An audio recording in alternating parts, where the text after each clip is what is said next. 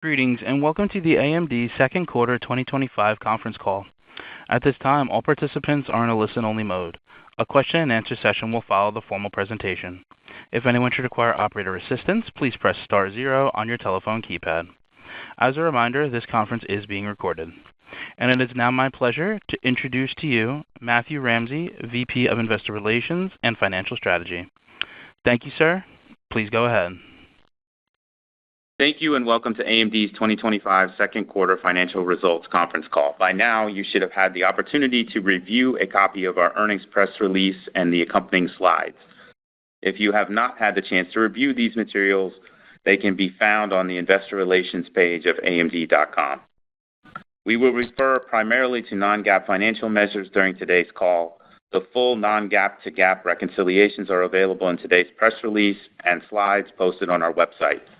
Participants in today's conference call are Dr. Lisa Su, our Chair and Chief Executive Officer, and Jean Hu, our Executive Vice President, Chief Financial Officer, and Treasurer. This is a live call and will be replayed via webcast on our website. Before we begin, I would like to note that Jean Hu, Executive Vice President, Chief Financial Officer, and Treasurer, will present at Citi's 2025 Global TMT Conference on Wednesday, September 3rd, and Forrest Norrod, Executive Vice President and General Manager of Data Center Solutions Business Unit, will present at the Goldman Sachs Communacopia and Technology Conference on Monday, September 8th. Today's discussion contains forward-looking statements based on our current beliefs, assumptions, and expectations, speaks only as of today, and as such involves risks and uncertainties that could cause actual results to differ materially from our current expectations. Please refer to the cautionary statement in our press release for more information on factors that could cause actual results to differ materially. With that, I will hand the call over to Lisa. Thank you, Matt, and good afternoon to all those listening today. We delivered very strong second quarter results, with revenue exceeding the midpoint of guidance as higher EPYC and Ryzen processor sales more than offset headwinds from export controls that impacted Instinct sales. We set records for both EPYC and Ryzen CPU sales, reflecting the broad-based demand for our differentiated high-performance data center, PC, and embedded processors. Second quarter revenue increased 32% year-over-year to a record $7.7 billion, and we delivered over $1 billion in free cash flow. Excluding the $800 million inventory write-down related to data center AI export controls, gross margin was 54%. Marking our sixth consecutive quarter of year-over-year margin expansion led by a richer product mix. Turning to the segments, data center segment revenue increased 14% year-over-year to $3.2 billion. We saw robust demand across our EPYC portfolio to power cloud and enterprise workloads, and increasingly for emerging AI use cases. In particular, adoption of agentic AI is creating additional demand for general-purpose compute infrastructure, as customers quickly realize that each token generated by a GPU triggers multiple CPU-intensive tasks. Against this backdrop, 5th-gen EPYC Turin shipments ramped significantly, and we had sustained demand for our prior-generation EPYC processors. As a result, we set records for both cloud and enterprise CPU sales, and delivered our 33rd consecutive quarter of year-over-year share gains. In cloud, adoption expanded with the largest hyperscalers as they deployed EPYC to power more of their mission-critical infrastructure, services, and public cloud products. More than 100 new AMD-powered cloud instances launched in the quarter, including multiple Turin instances from Google and Oracle Cloud that deliver up to twice the performance of our previous generation, which were already the industry's highest-performing offerings. There are now nearly 1,200 EPYC cloud instances available globally, as providers continue expanding both the breadth and regional availability of their AMD offerings. This continued expansion is accelerating enterprise adoption of EPYC in the cloud, with deployments growing significantly from the prior quarter as we closed large wins with dozens of large aerospace, streaming, financial services, retail, and energy companies. EPYC adoption also grew with telecom customers as providers modernize their infrastructure for next-generation networks. For example, KDDI announced plans to deploy EPYC processors to power its 5G virtualized network. And Nokia selected EPYC for its cloud platform used by service providers to build, deploy, and manage core network functions. Turning to enterprise on-prem adoption, HPE, Dell, Lenovo, and Supermicro launched 28 new Turin platforms in the quarter that deliver leadership performance, efficiency, and TCO across a wide range of enterprise workloads. EPYC enterprise deployments grew significantly from the prior quarter, supported by new wins with large technology, automotive, manufacturing, financial services, and public sector customers. To extend our momentum with SMB and hosted IT service customers, we launched the EPYC 4005 series that combine enterprise-grade performance and features in cost-optimized platforms purpose-built for smaller-scale deployments. Turning to HPC, AMD now powers more than one-third of the world's fastest supercomputers, including El Capitan and Frontier, which retain the number 1 and number 2 spots on the latest Top 500 list. We also power 12 of the top 20 systems on the Green 500, highlighting the performance per watt advantages of EPYC and Instinct for large-scale deployments. Looking ahead, we remain bullish on our server CPU business, driven by durable tailwinds, including growing demand for cloud and on-prem compute, sustained share gains, and the growing investments in general-purpose infrastructure required to enable AI. Turning to our data center AI business, revenue declined year over year as U.S. export restrictions effectively eliminated MI308 sales to China, and we began transitioning to our next-generation MI350 series accelerators. We made solid progress with MI300 and MI325 in the quarter, closing new wins and expanding adoption with Tier 1 customers, next-generation AI cloud providers, and end users. Today, 7 of the top 10 model builders and AI companies use Instinct, underscoring the performance and TCO advantages of our data center AI solutions. We launched our Instinct MI350 series with industry-leading memory bandwidth and capacity and broad adoption across hyperscalers, AI companies, and OEMs. From a competitive standpoint, MI355 matches or exceeds B200 in critical training and inference workloads and delivers comparable performance to GB200 for key workloads at significantly lower cost and complexity. For at-scale inferencing, MI355 delivers up to 40% more tokens per dollar, providing leadership performance and clear TCO advantages. With the MI350 series, we're also expanding our system-level capabilities to support deployments powered by AMD CPUs, GPUs, and NICs. As one example, Oracle is building a 27,000-plus node AI cluster, combining MI355X accelerators, 5th-gen EPYC Turin CPUs, and Pollara 400 SmartNICs. We began volume production of the MI350 series ahead of schedule in June and expect a steep production ramp in the second half of the year to support large-scale production deployments with multiple customers. Our sovereign AI engagements accelerated in the quarter as governments around the world adopt AMD technology to build secure AI infrastructure and advance their economies. As one example, we announced a multi-billion-dollar collaboration with Humane to build AI infrastructure powered entirely on AMD CPUs, GPUs, and software. Initial deployments are underway in key regions, with quarterly expansions planned over the coming years.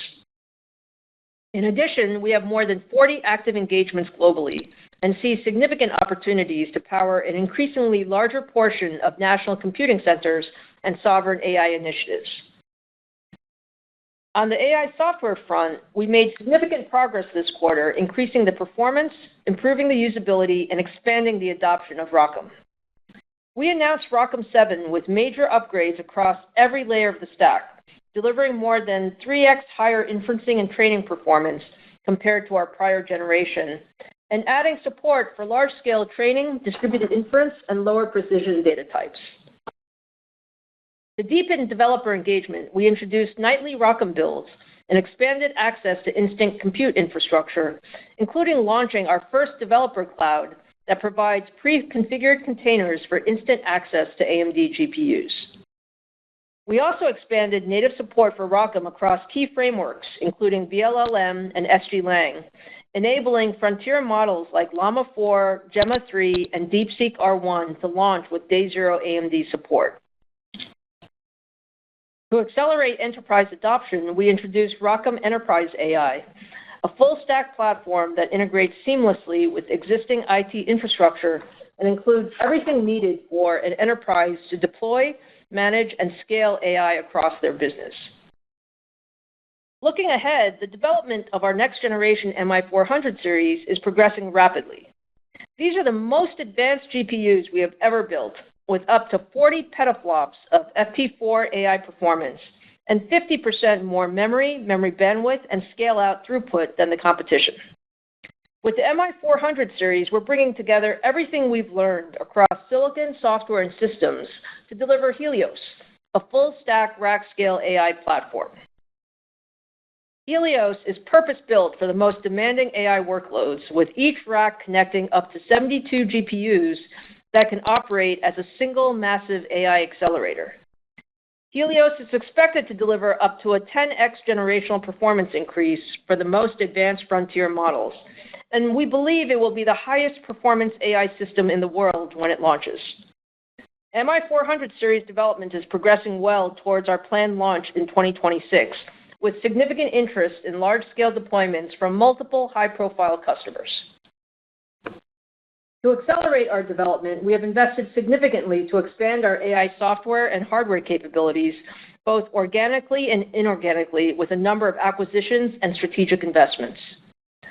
We strengthened our software stack last quarter with the addition of the Brium and Lemoni teams, building on our acquisitions of Nod.ai, Mipsology, and Silo AI. On the hardware side, we added a world-class rack and data center scale design team in the second quarter with our acquisition of ZT Systems. The ZT team is integrated seamlessly, and they are actively engaging with multiple customers to accelerate deployments of our Helios solutions at scale. We also announced last quarter that Sanmina intends to acquire ZT's US-based manufacturing business, becoming our lead partner for AI rack manufacturing. Turning to the AI regulatory environment, earlier this quarter, we were notified by the Department of Commerce that it is moving forward with the review of our license applications to export MI308 to China. We appreciate the focus the Trump administration is placing on ensuring that the U.S. technology remains central to global AI infrastructure, and we expect to resume MI308 shipments as licenses are approved, subject to end customer demand and supply chain readiness. As our licenses are still under review, we are not including any MI308 revenue in our third quarter guidance. Despite that, we expect Instinct revenue to grow year over year in the third quarter, driven by the ramp of MI350 at multiple customers. In client and gaming, segment revenue increased 69% year over year to $3.6 billion, driven by record client CPU sales and strong demand for our semi-custom game console SoCs and Radeon GPUs. Client revenue increased 67% year over year to $2.5 billion, led by record desktop CPU sales. Demand for our latest generation Ryzen 9000 series was strong, especially for our differentiated X3D processors. We delivered record desktop channel CPU sales as Ryzen processors consistently topped the best-selling CPU lists at major global e-tailers throughout the quarter. We also expanded our Zen 5 desktop portfolio with the launch of our latest Threadripper processors that feature up to 96 cores and deliver up to double the performance of the competition in many popular content creation and design workloads. In mobile, demand for AMD-powered notebooks was strong, with sellout growing by a large double-digit percentage year over year. We drove a richer mix of higher ASP mobile parts year over year as we expanded our share in the premium notebook segment, where our Ryzen AI 300 CPUs deliver leadership performance and value for both general purpose and AI workloads. In commercial PCs, Ryzen adoption accelerated as OEM consumption increased more than 25% year over year. We saw strong sell-through for AMD commercial notebooks with Lenovo and HP, and a significant uptick in Dell sales as they ramp availability of their AMD commercial portfolio. We also closed new enterprise wins with Forbes 2000 pharma, tech, automotive, financial services, aerospace, and healthcare companies. We expect to continue growing our commercial client share based on the strength of our product portfolio and expanded breadth of OEM offerings. Looking more broadly, we remain confident we can continue growing client processor revenue ahead of the market over the coming quarters, driven by increased adoption of our desktop and notebook products, growing commercial momentum, and a richer product mix. In gaming, revenue increased 73% year-over-year to $1.1 billion. Semi-custom revenue increased by a large double-digit percentage year-over-year as console inventories normalized and our customers began preparing for the holiday season. We announced a new multi-year collaboration with Microsoft for custom chips that will power the next generation of Xbox devices, including consoles, PCs, and handhelds. We also deepened our collaboration with Sony through Project Amethyst, a co-engineering program that will use machine learning to power the next wave of immersive gaming experiences. In PC gaming, demand for our latest generation Radeon 9000 series GPUs was very strong, with desktop GPU sell-through accelerating in the quarter as demand outpaced supply. We launched the Radeon 9600 XT, extending the performance advantages of RDNA 4 to mainstream gamers and delivering a significant uplift in gaming performance, including more than double the ray tracing of our prior generation. As part of our end-to-end AI strategy, we introduced the Radeon AI Pro R9700 GPU for local inferencing, model fine-tuning, and other data-intensive workloads. The R9700 features more memory, full ROCm support, and multi-GPU scalability, enabling advanced AI development and deployment directly on the desktop. Turning to our embedded segment, revenue decreased 4% year-over-year to $824 million. Demand continues recovering gradually, with sell-through in the second quarter picking up as strength in most markets was offset by a few pockets of softness and inventory reduction actions, largely with industrial customers. We expanded our embedded portfolio with the first production shipments of Spartan UltraScale Plus FPGAs that deliver leadership performance and advanced security for cost-sensitive low-power applications. Adoption of our Versal adaptive SoCs continues expanding in high-end applications, including next-generation robotaxi platforms developed by Bosch in Europe, where Versal serves as a high-performance controller, enabling real-time processing, security, and encryption in fully electric automated vehicles. Looking ahead, we expect improving demand in the test and measurement, communications, and aerospace markets will drive a return to sequential growth in the second half of 2025. Longer-term, design win momentum continues to build, tracking ahead of this point last year, and putting us on pace to surpass the record $14 billion in design wins we achieved in 2024. In summary, demand is very strong across our product portfolio, and we are well-positioned to deliver significant growth in the second half of the year, led by the steep ramp of MI350 series accelerators and ongoing EPYC and Ryzen share gains. Our server and PC CPU businesses are accelerating, driven by growing demand for high-performance compute, sustained share gains, the strength of our product portfolio, and expanded go-to-market investments. Our embedded and gaming businesses are returning to growth and are well-positioned for long-term success, supported by strong design win momentum. And in AI, we are seeing strong adoption of our MI350 series and ROCm 7 as we deliver leadership performance and TCO advantages across a broader range of workloads and ramp deployments with an expanded set of cloud and enterprise customers. Looking ahead, we see a clear path to scaling our AI business to tens of billions of dollars in annual revenue. We are very excited about our next-generation MI400 series, which is another giant step forward on our roadmap and has been designed to deliver leadership performance at the chip, server, and rack levels. Customer interest for the MI400 series is very strong, and we are actively engaging with an expanding set of customers to support large-scale deployments in 2026.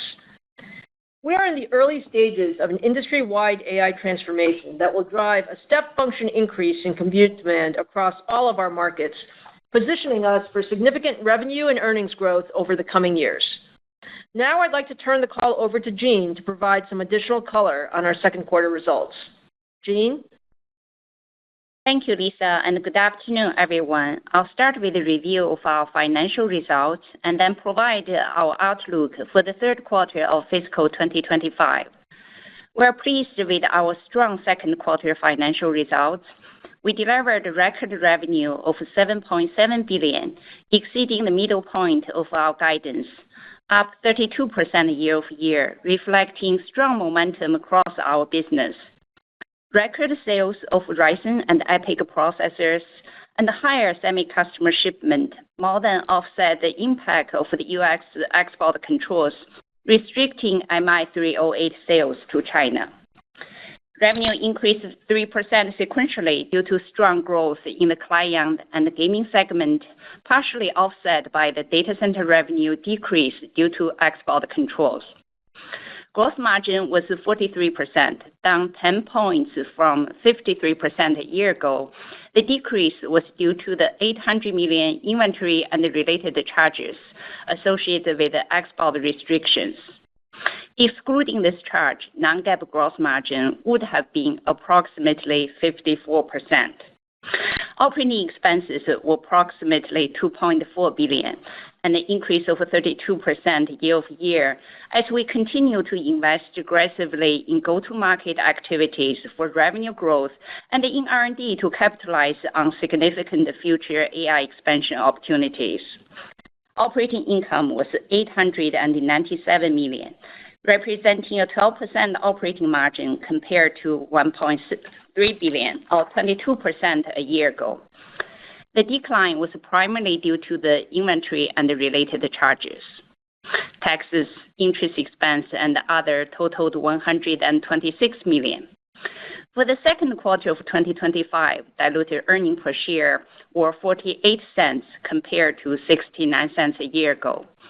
The inventory and the related charges reduced earnings per share by approximately 43 cents. Now turning to our reportable segment, starting with the data center.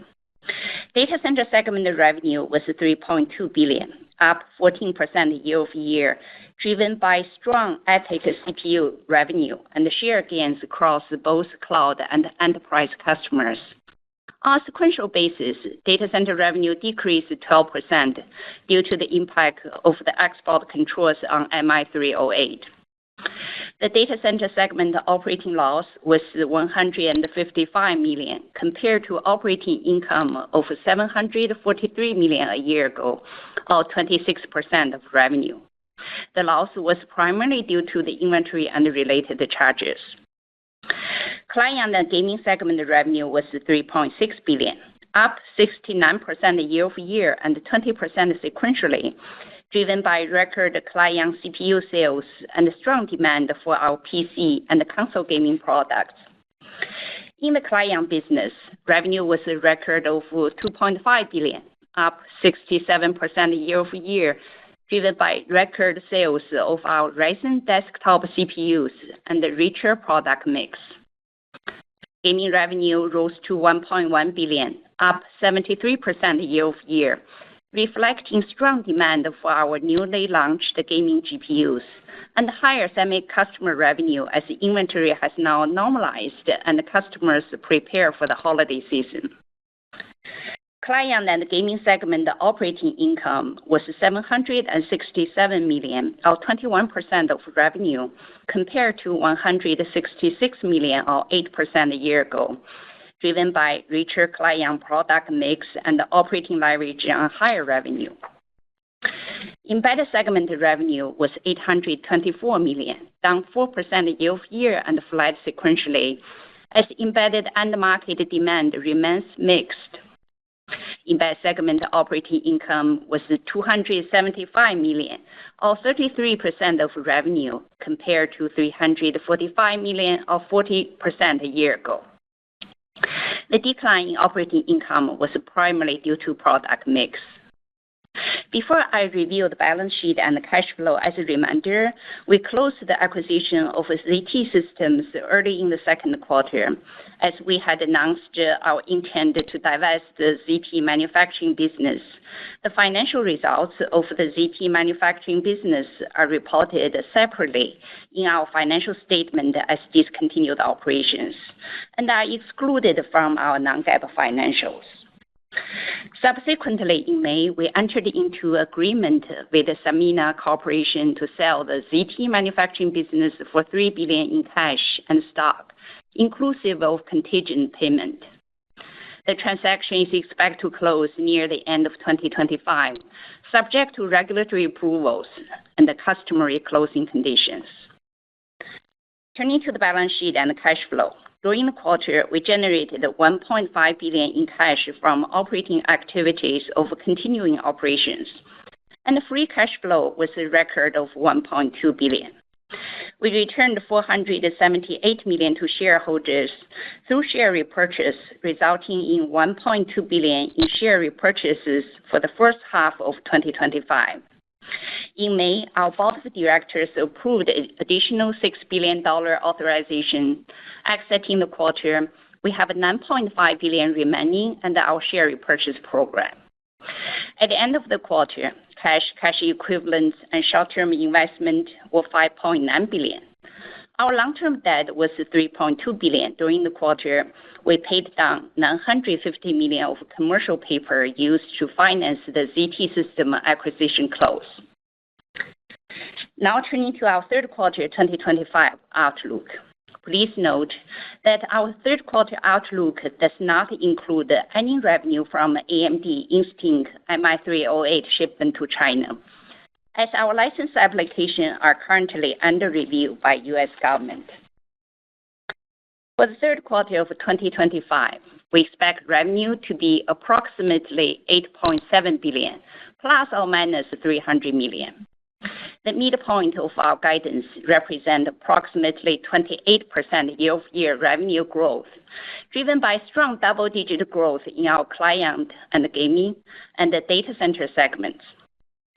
Sequentially, we expect revenue to grow by approximately 13%, driven by strong double-digit growth in the data center segment with the ramp of our AMD Instinct MI350 series GPU products. Modest growth in our client gaming segment, with the client revenue increasing and the gaming revenue to be flattish, and our embedded segment revenue to return to growth. In addition, we expect third quarter non-GAAP gross margin to be approximately 54%, and we expect non-GAAP operating expenses to be approximately $2.55 billion. We expect net interest and other expenses to be a gain of approximately $10 million. We expect our non-GAAP effective tax rate to be 13%, and diluted share count is expected to be approximately 1.63 billion shares. In closing, we executed very well in the first half of the year, delivering record revenue and building strong momentum for growth in the second half. The strategic investment we're making positions us to capitalize on the expanding AI opportunities across all our end markets, driving sustainable long-term revenue growth and earnings expansion for compelling value creation. With that, I'll turn it back to Matt for the Q&A session. Operator, will you please poll the audience for questions? Thank you. Yes, thank you, Matt. We will now be conducting a question and answer session. If you would like to ask a question, please press star 1 on your telephone keypad. A confirmation tone will indicate that your line is in the queue. You may press star 2 to remove yourself from the queue. For participants using speaker equipment, it may be necessary to pick up the handset before pressing the star keys. We ask that you please limit yourself to one question and one follow-up. Thank you. One moment, please, while we poll for questions.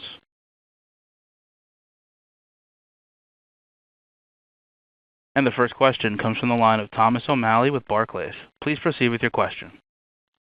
Hey, thank you for taking my questions, and I appreciate it. Lisa, I wanted to start on the client business. So you had previously laid out a second-half outlook that was roughly flattish with the first half as you're kind of protecting against some pull forward. So first, do you think that your Q2 results included some pull forwards and the second half should still be flattish? And longer term, after the Intel commentary regarding 18A, maybe what that means as a knee-jerk reaction just right away for AMD longer term in terms of share and ASPs? Sure, Tom. Thanks for the question. So first of all, our client and gaming segment, and particularly our client business, just performed very well in the first half of the year. I think if you look at the entire first half, it was up 68% year over year.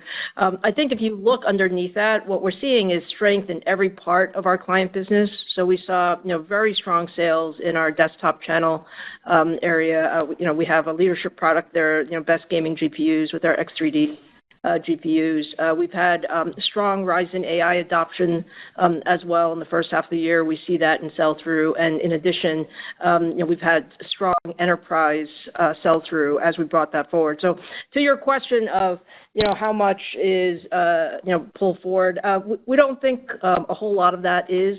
We actually, when we look at the sell-through patterns, the end user consumption is actually quite strong for client. In terms of going into the second half of the year, as we said in our Q3 guide, the primary driver of our Q3 guide is a very strong data center driven by MI350 ramping. We are expecting some growth in the client business, so I wouldn't say it'll be flat to the first half, but it will be. We're planning for it to be a little bit less than seasonal, just given some of the uncertainties out there. But the client business is performing extremely well for us. We believe we are gaining share in all the right places. So if you look at the numbers in the first quarter, and it'll show through in the second quarter as well, a lot of the uplift in revenue is in ASPs, and that is basically, we're selling up the stack on the strength of our portfolio. And, I think we're still quite underrepresented in the enterprise portion of the business. That is where we have increased our go-to-market resources and focus, and we're seeing nice traction there, especially with the portfolios that we have from HP and Lenovo in enterprise PCs, and now we're adding Dell as well as it's ramping here, started in the second quarter, will ramp more in the second half of the year. So I think all of those are tailwinds for our client business, beyond the second half of 25, but really into the next number of quarters as we think about the portfolio and the opportunities for us. Super helpful. And then secondly, I was hopeful you could provide us a little more color on China. So the guide doesn't include MI308, but perhaps you could comment on when you get approval, if the supply chain's ready, what's currently in inventory, and maybe compare what you think the contribution will look like versus the $700 million in Q2 and the $800 million for the second half you spoke about in April. Sure, Tom. So, let me answer some of the questions on China. I'm sure that, there are some questions. Look, we're very pleased with the progress that's been made with the administration over the last couple of months. We've been working very closely with the administration. I think the focus here on ensuring that U.S. technology gets utilized throughout the world is something that we certainly support and very much want to contribute to. China is an important market for us. Given the timing of licenses, we have a number of licenses that are under review now. We are working with the Department of Commerce to get those reviewed. We do expect that once those licenses are approved, we will start MI308 shipments. In terms of the supply chain, most of our inventory was not in finished goods, so it was work in process, and it'll take us a couple quarters to run through that. The exact timing of revenue and contribution will depend a bit on when the licenses are actually granted. But overall, I think this is a better position than we were 90 days ago. And, we certainly, view China as a market that we would like to service with MI308. And, we're working closely with the administration to do that. And the next question comes from the line of Vivek Arya with Bank of America Securities. Please proceed with your question. Thank you for taking my question. Lisa, if we look into 2026, right, that's when I think the sovereign opportunity could get quite meaningful for AMD. What is the right way to size that? What does this JV structure mean with some of the contracts that you have signed? And would you consider this incremental to the kind of growth rate that you're seeing with your current MI business, or would this be instead of? So just if you could give us a way to size what is that incremental opportunity from sovereign customers when it comes to 26, right? Is it dependent on a MI400, right? In which case it might be more back outdated, et cetera. So just some ways to think about sovereign for AMD next year. Yeah, absolutely, Vivek. Thanks for the question. So look, we're really excited about the overall, AI opportunity for us with MI355 and, the MI400 series as we go through the back half of this year and into 2026.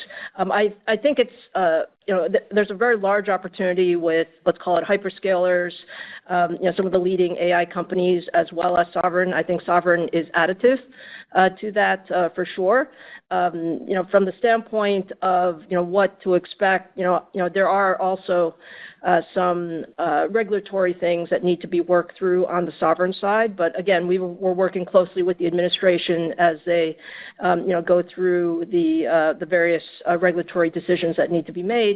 But from my perspective, I think the fact that countries want their own, sovereign computing capability is very, very clear. I think we see that all over the world.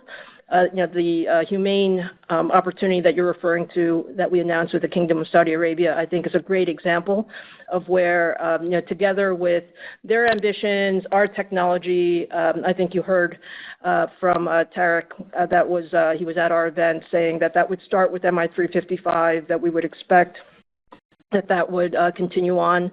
I think what's attractive about our offering is our open ecosystem, and I think that really resonates with the sovereign community. But to your original question, I think it's an additive opportunity, and it's one that we believe will continue to be very important for us going forward with both MI355 as well as the MI400 series. All right. And for my follow-up, I wanted to ask about gross margins for your MI product. So I understand in the early days, right, it has been dilutive.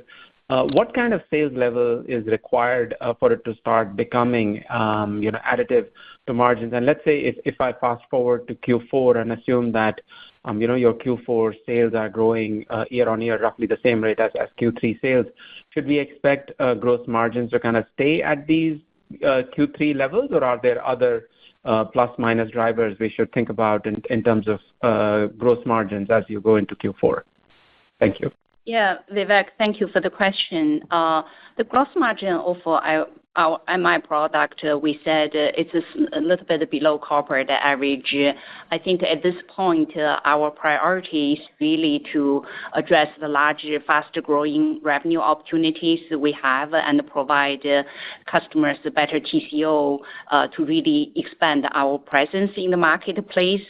I think that the way to think about our gross margin, there are different dynamics, right? Different customers, different generations, but also our operation team has been continuing to really drive operational efficiency to improve our MI family's gross margin. That has been ongoing. So it's not necessarily really tied to, the revenue level each quarter, but you should think about it as a trend in the longer term. It should improve continually going forward.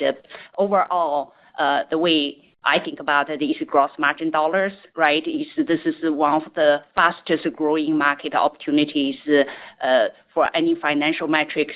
Gross margin dollars is what we try to grab as much as we can.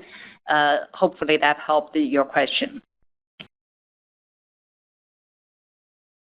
And the next question comes from the line of Timothy Arcuri with UBS. Please proceed with your question. Thanks a lot. Lisa, so my question is on data center GPU. You did say that June is up year over year, so it sounds like it's maybe a little more than $1 billion. And you use words like strong ramp into the back half of the year. Can you give us just any color on what that means? Can you get to, say, $7 billion for the year? And can you give us some maybe milepost on what you're assuming for Q3 would be great. Yeah, Thanks, Tim, for the question. I think what we said in the prepared remarks is that we are seeing a strong ramp from Q2 into Q3. MI355, we actually started production in June, so we had some shipments, in the month of June, but it really is ramping as we go through this quarter and the third quarter. In terms of guideposts, we said it would grow year on year from last year, and that I think is a strong ramp. And then we would expect it to grow into the fourth quarter as well. The demand, I should say, what we're seeing from customers is I think really positive around MI355. Sort of the way I would contrast it with maybe the MI300 ramp. I think MI300 started with perhaps some smaller deployments. I think what we're seeing with MI355 is very competitive versus the B200, GB200 family of products.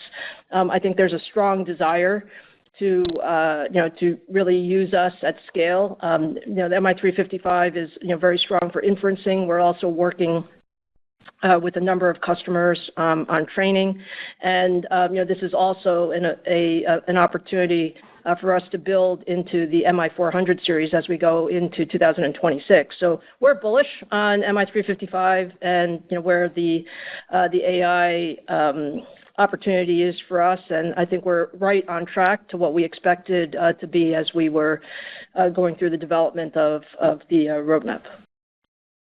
Thanks a lot. And then, Lisa, just on that point also, you did talk about a new developer cloud. So obviously you're beginning to lease back some of the capacity that you're selling into the clouds and the neo clouds. Is that going to be a material portion of the revenue you're going to recognize for MI355 in the back half of the year? Can you just talk about that and maybe how to think about how much demand that's going to stimulate and what the ultimate goal is for that cloud? Thanks. Yeah, so there are a couple of things in that question, so let me answer. So the developer cloud is simply we want to make it super easy for developers to get on AMD Instinct GPUs. One could say, again, if we look back at the MI300 family, we were very focused on the largest hyperscalers and the largest customers, but there's a lot of interest in our GPUs, across a number of customers who just wanted easier access. And so by ensuring that developer cloud is there, that it has ready to deploy containers, you can run training and inference easily. You don't necessarily have to make longer term commitments. I think that's the purpose of the developer cloud. I don't think it adds meaningfully to revenue in the second half of the year, but it certainly adds to customers getting experience with AMD. I think the larger revenue opportunities for us are really with large customer adoption as they ramp to larger deployments, and we're very actively trying to get those deployments up and running as soon as possible. One of the things, just as a reminder, that the MI355 is, given that it's a similar infrastructure to MI300, we actually think it's going to ramp very quickly and very well for customers, and I think that's one of the attractive portions of it as well. And the next question comes from the line of Ross Seymore with Deutsche Bank. Please proceed with your question. Hi, thanks for letting me ask a question. Lisa, I want to go back to the Instinct side of things and the MI355 ramp. It looks like the second half is going to ramp really significantly. You said it's going to be up year over year in the third quarter. I believe a quarter ago you said roughly the same thing, and the MI308 is out of both numbers, so that shouldn't really matter, and I guess it would be upside. But I've just wondered, how have things changed from a quarter ago as far as the MI350 family adoption, especially because you launched it a little bit early? Is the growth a little bit more than you would have expected a quarter ago, about the same, or a little worse? Just any sort of color on that would be helpful. Yeah, Ross, thanks for the question. I think the main thing I would say is I think the adoption is a bit faster than we might have expected. Again, whenever you launch a product, we want to make sure that we go through the full validation and all of that with our customers. I think there's a lot of interest, broad-based interest in MI355, and so I feel like over the last 90 days, I think we've had significant sort of new customer interest, and that's certainly positive. I will say, I'm sorry, Ross. I was just going to add, our engagements are I think the other piece is I think there's also a lot of excitement around MI400 and what we can do with the Helios rack. And so there are a number of customers who, based on sort of the strong roadmap that we're showing, want to get familiar and really work with us earlier in the life cycle, which I think is again positive. Great, thank you for that. I guess as my follow-up, an earlier question you talked about a little bit below seasonality in the second half of the year for your client business. It seems like there's just, I don't even know if seasonality is a framework that matters, but how are you thinking about that for the second half as a whole for a client? And then gaming was just up a huge amount sequentially in the second quarter. You described a little bit of what you're expecting there, but how do you think about seasonality for the second half in its entirety in the gaming side as well? Yeah, let me try, and then Jean might add if you want a little bit more color. So the way to think about it is, we do expect some growth, sequential growth in client as we go into the third quarter. I would say, sort of, single digit, type growth. We continue to see good traction for our products and that portfolio. On the gaming side, I would call it flattish to Q2. And, we're coming off of such a strong Q2 that I think flattish is actually to be expected.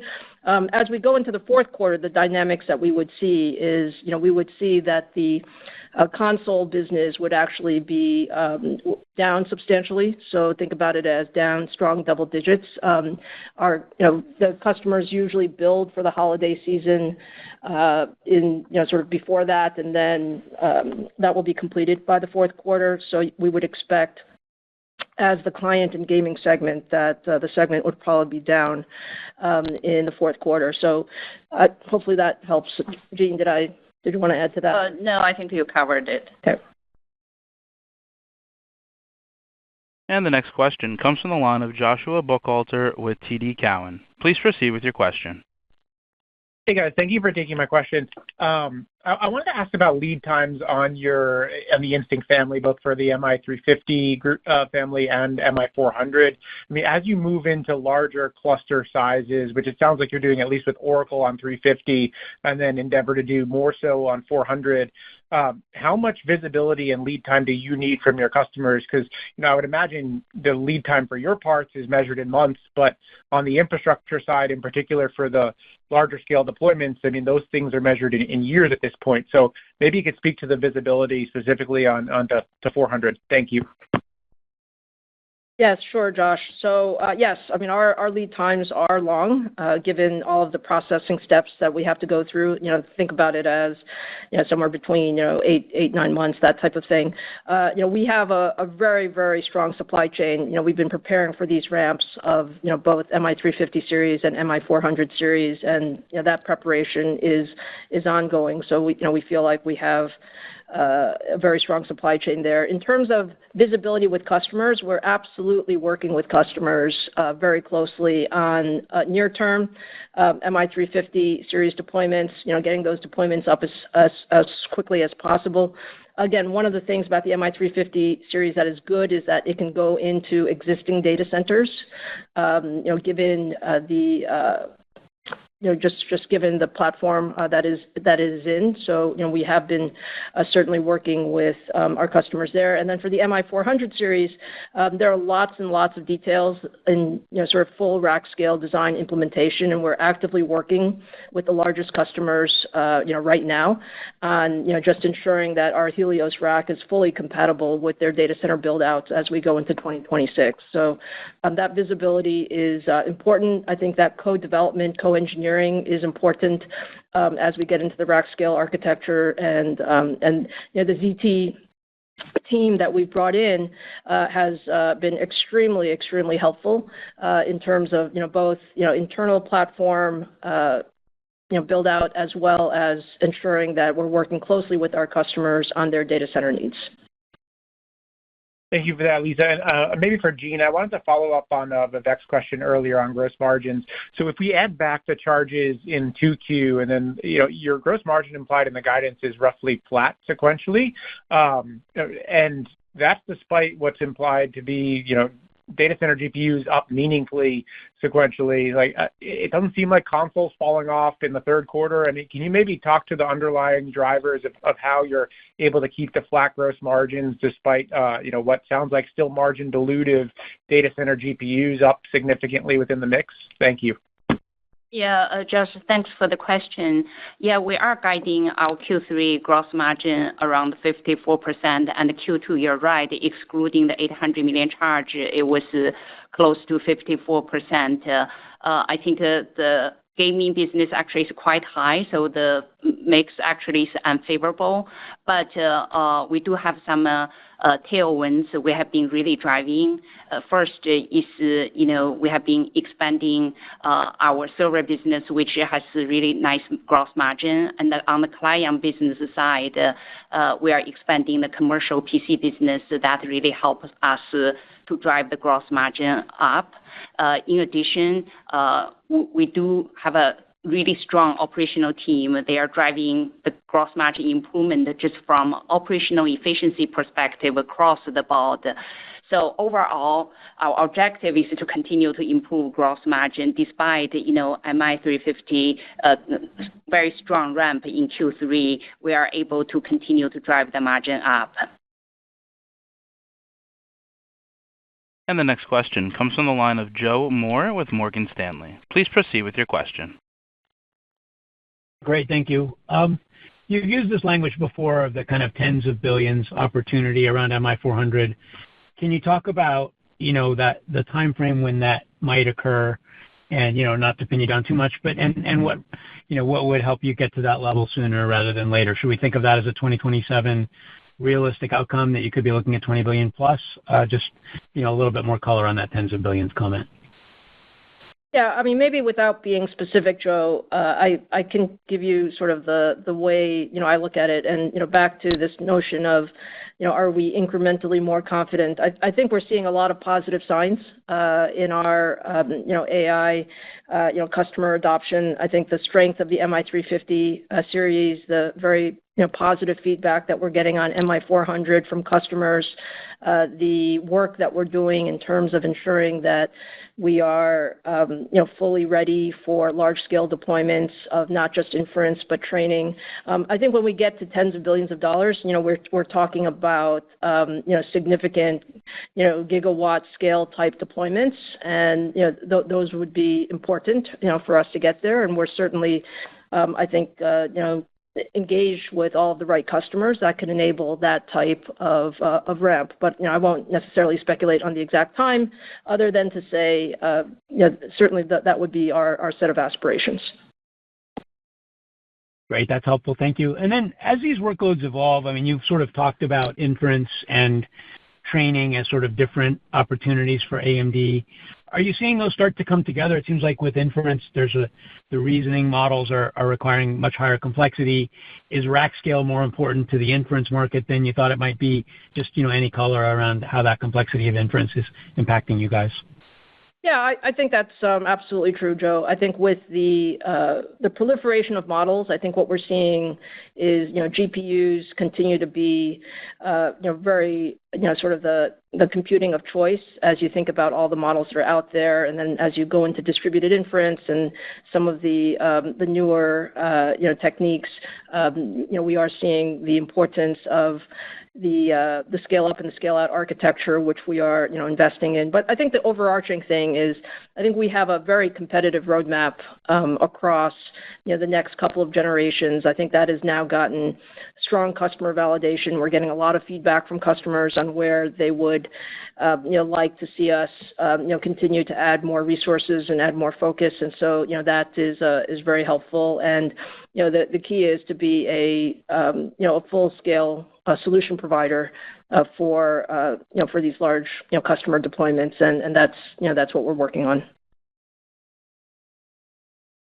And the next question comes from the line of Aaron Rakers with Wells Fargo. Please proceed with your question. Yeah, thanks for taking the question. I do have a follow-up as well. I guess the first question is, when we look at the data center guide, Jean, you alluded to double-digit sequential growth. Obviously, the MI 355 series kind of ramping. I'm curious how could we conceptualize what you're expecting in the server side? And where do you think your market share is today in traditional enterprise servers outside of cloud? Yeah, I think when you look at our data center business, we do have a strong double-digit growth. Both server and MI, both sides are growing sequentially. Of course, MI ramp is the most significant one. As far as the server market share, we do think we continue to drive the market share up compared to Q1. It's not a third party has not published a report yet, but we feel really good about the Q2 market share increase versus Q1. Aaron, if I just add to that, one of the things that it's important for people to understand is, in some of the cloud CapEx numbers that have come out that have been, quite positive, that is not, only a GPU statement, but there's actually, significant CPU CapEx in there as well. We've started to see, more robust forecasts going out a number of quarters on the server CPU side because all of that AI content, really requires, traditional, CPUs as well. And so we're very bullish on the opportunity in servers. I think the team has really executed extremely well. I mean, if you look at our portfolio now, Turin, Genoa are very well adopted, broadening workloads. Enterprise adoption is also increasing, and so I think all of those are positive for the server opportunity in the second half of 25, as well as going into 26 and beyond. Yeah. And then as a follow-up, I'm kind of thinking about the China, the MI308 opportunity. When we do see a license, I think you alluded to this earlier, it's going to take a little bit of time to kind of ramp and get the supply chain to satisfy the demand. But I'm curious, the $800 million, write-down that you had taken, is there no kind of finished inventory there? Does that come back? Do you have any reversal aspects of that once a license gets approved? Let me start first, then Lisa can add. First, on the $800 million, majority of them are WIPs. We really don't have the on-the-shelf finished good we can ship immediately. So we do need to take time if we get a license. Yeah, I think so. And the next question comes from the line of C.J. Muse with Cantor Fitzgerald. Please proceed with your question. Yeah, good afternoon. Thank you for taking the question. I guess Lisa was hoping you could level set us on the Instinct ramp into 2026. How are you thinking about the timing of the handoff 350 to 400? How are you thinking about Helios contributions? And I guess very importantly, from a customer contribution perspective, how you might see that evolve, from traditional hyperscalers to perhaps more sovereign and neo cloud within the mix. Sure, CJ. So certainly as second half this year, it's all about MI355 ramp into first half of next year. I think the MI400 series development is right on track. The development of the Helios platform is also right on track. We would expect significant revenue contribution from Helios in 2026.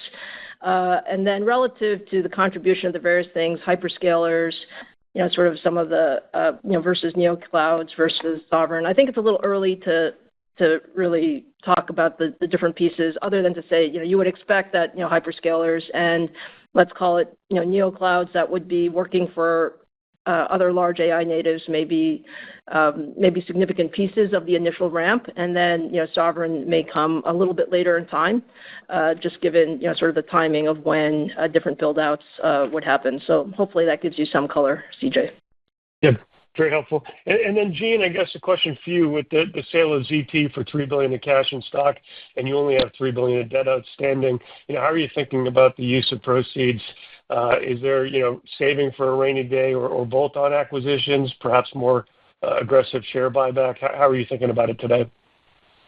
Yeah, thanks for the question. Our business model actually generates a lot of free cash flow. As you see in Q2, free cash flow generation was $1.2 billion.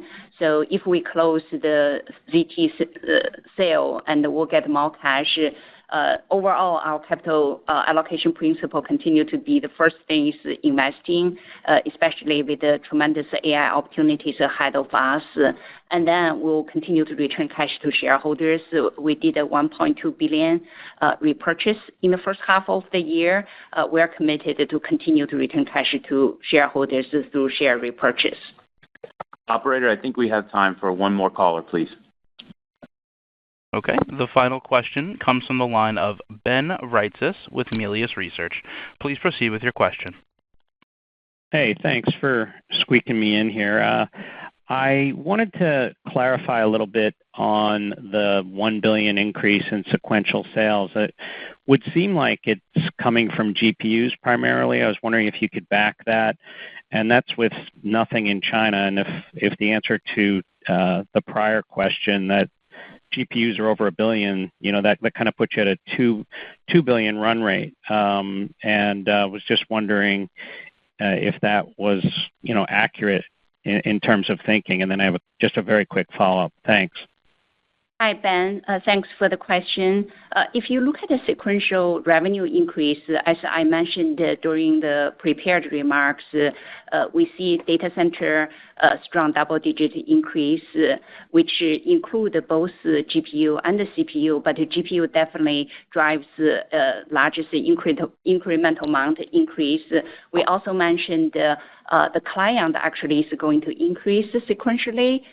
In addition, the embedded business will return to sequential growth. So multiple businesses contributed to sequential increase, but the majority of increase is really driven by MI355 with this strong ramp. Okay, great. And then if indeed that gets you pretty close to a couple $1 billion, if the MI300 comes in, do you see it at the same run rate that you exited, and then you have the ability to get at that $800 million run rate right away, or you think it'll take several quarters to ramp when you get the license? Thanks. Yeah, Ben, it will take some time to ramp, just given, and particularly today. I mean, we're sitting already in early August, so I don't think you would see a lot of it in Q3. But certainly, as licenses would be approved, we would schedule that, and it would take a little while to ramp. And ladies. All right, operator. Thank you very much. We appreciate everybody that joined the call today, and we just like to end the call now. Thank you. Yep, ladies and gentlemen, that does conclude today's teleconference. We thank you for your participation. You may disconnect your lines at this time.